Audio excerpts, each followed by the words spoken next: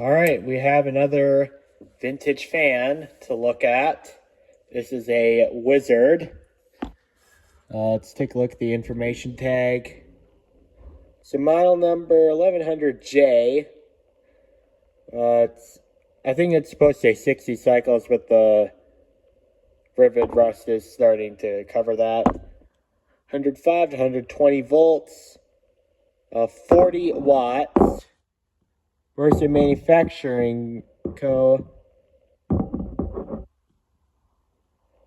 And I got this fan at an antique store. I paid about 50 bucks for it, or 55 bucks. And I only paid it that much because it's in really good condition. You can see the chrome is still shiny. The paint is in good shape for its age. It's got some parts missing, but the paint job is 70 years old, so I really shouldn't be that surprised about it. And another thing I need to fix to this fan is one of the welds is broken, so I'm going to have to solder that back together. It shouldn't be that big of a problem, I don't think. And the cord does appear to be replaced. This cord has got to be about 50 years old because it's old enough to be non-polarized. And this shape of plug. But I think this is not the original cord because I have two pieces of evidence. One, I have an extension cord that is exactly like this. And two, there's two types of different types of connections there. There's a wire nut connection, and there is a soldered and electrical tape connection. I am going to redo that connection because I do not trust electrical tape, especially in a heat-generating appliance. I do not trust it because electrical tape will eventually fall off in the future and become brittle, and that's not good. So that's going to get changed as well. But whatever, this cord's still good. And this fan would have been a cheap, basic dime store fan. And these were so cheap, they didn't even put a switch on it. What I plan to do, I'm going to modify this cord a little bit because this is not the original cord. And I'm going to put a switch on it because I do not like just plugging and unplugging the fan because not only is it annoying, it's wear and tear through the outlet. And yeah, so on and so forth. I mean, this plug and play thing isn't really that bad, but I just want to put a switch on it because, you know, doing this and this all the time is pretty annoying, you know.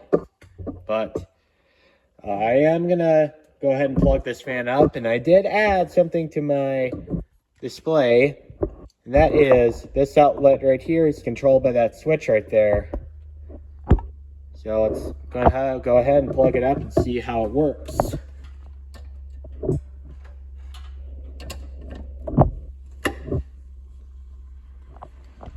And there it goes.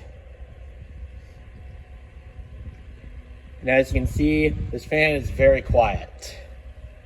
That's honestly another reason why I paid $55 for it, even though I think that price is outrageous. It's because the bearings in this thing are perfect. They're dead silent.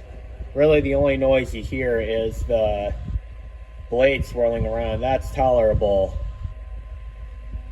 However, one thing I had to take off while I was putting the blade back on, because the nut for the blade was loose, is this thing right here. And I can't securely fit that thing on. I don't really feel comfortable doing it because, as you can see, and everyone who's worked with these definitely know what I'm talking about.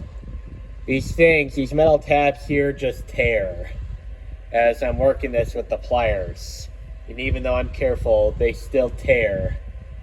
I really don't like these being on the blade because it does make quite of a racket sound because you're really not certain if it's tight enough or not. But whatever, this fan still runs. I think this fan would be from the mid-40s is what I heard because the spiderweb style cage. And it's nice and quiet. And like I said before many times, this is much cheaper than the cheap garbage you buy now. I'm going to turn this thing off and you can see the spin down time. It's actually pretty impressive.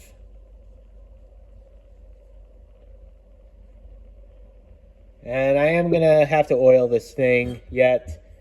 I'm going to see if a little WD-40 will fix that. But I don't have much foam left, so I'm not going to be able to get much out of it.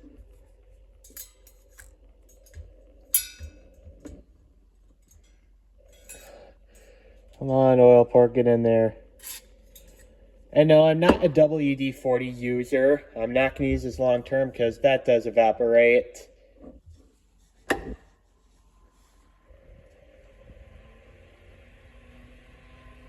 This is just as me, or is it running better now?